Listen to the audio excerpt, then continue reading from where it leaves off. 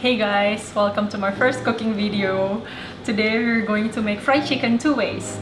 The first way is we're going to sous vide the chicken first, and then the second way is we're going to boil the chicken in coconut water. So this is a trick I learned from an Indonesian fried chicken. So they usually cook the chicken in young coconut water, and sometimes with the milk.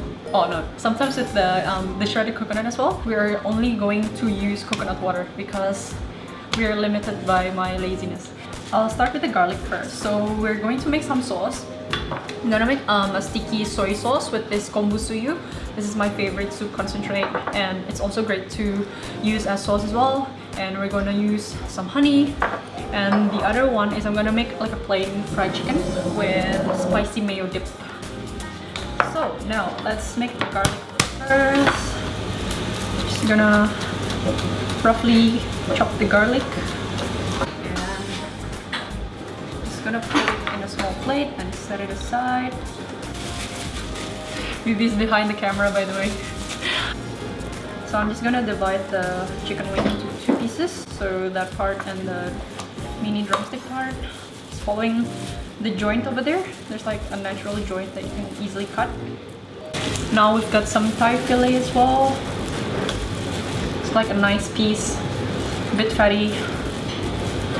Should be really good. Bibi's not a fan of chicken thigh. He can only eat chicken breast.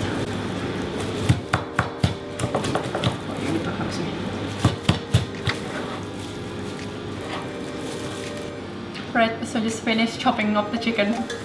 So I just cut it into smaller pieces, like around that size. If you've had Korean fried chicken, you know the size that I'm talking about. So they usually have this like chicken wing size. And yeah, I just try and chop it to that size. And it's also very important, if you're gonna do the sous vide method, just make sure that your sous vide is up to temperature.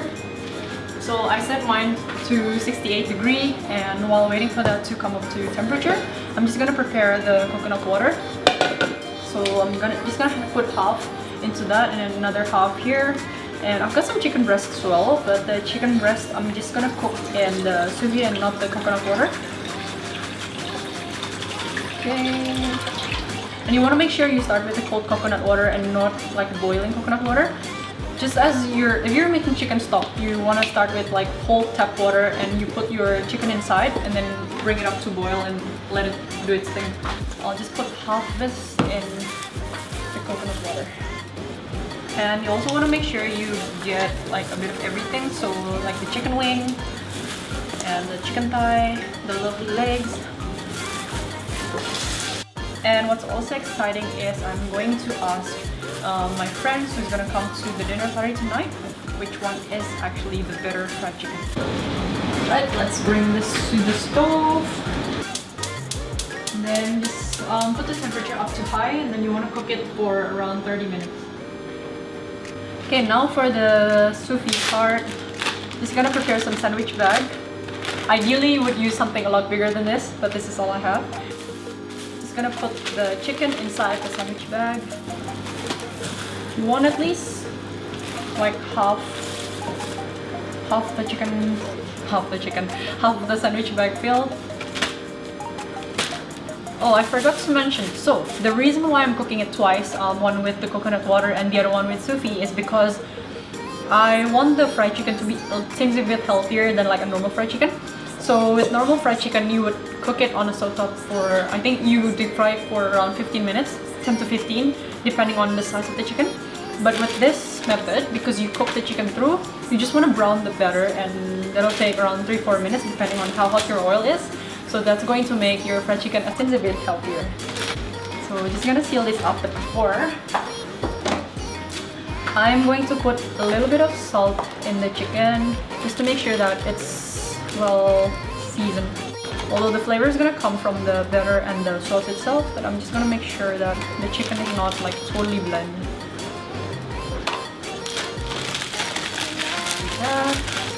So the method with sandwich bag is you wanna seal it almost all the way through, and then once you submerge it into the water, you wanna make sure that the air is sucked out from that hole that you left open from the seal, and then after that you want to seal the back throughout.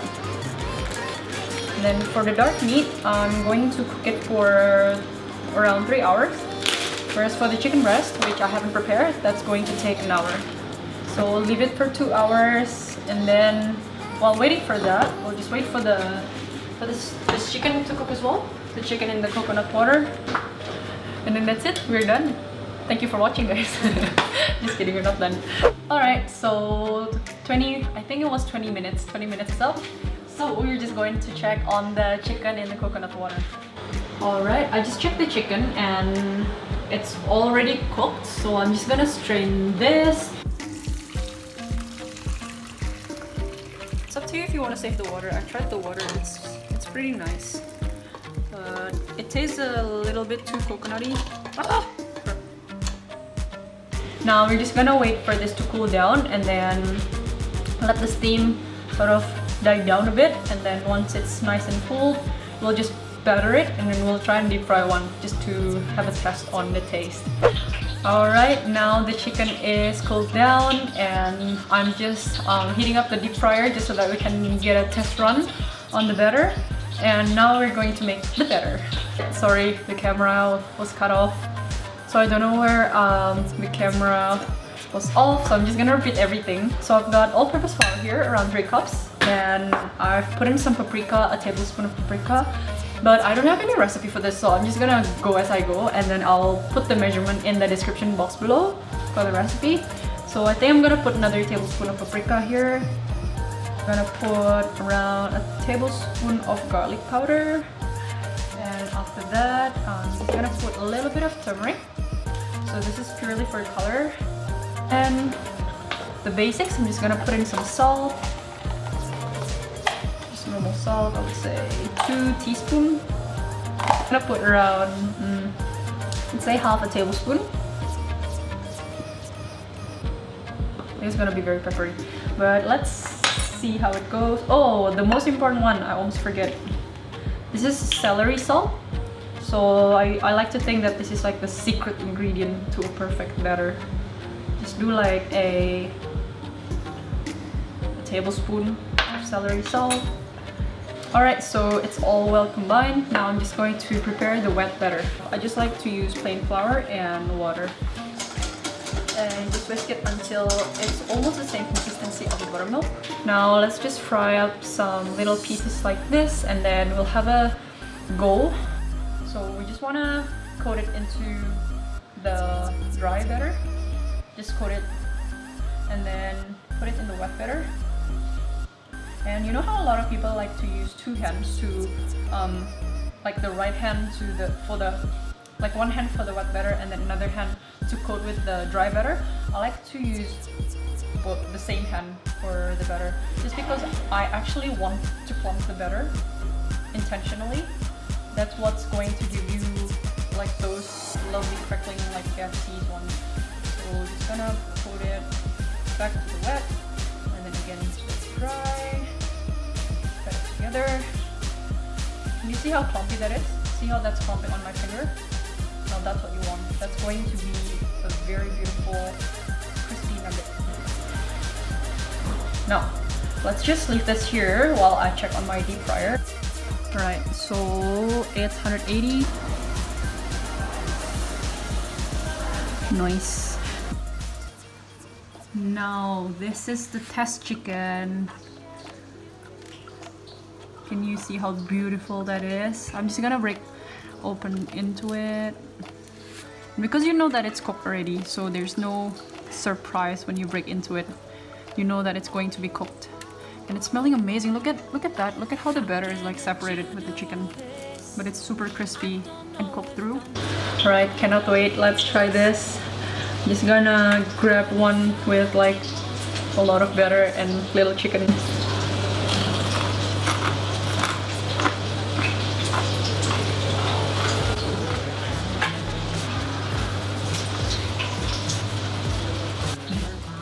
It's so good. Honestly, this is really good. It's so crispy. I don't feel guilty eating the chicken because the chicken inside is not oily at all.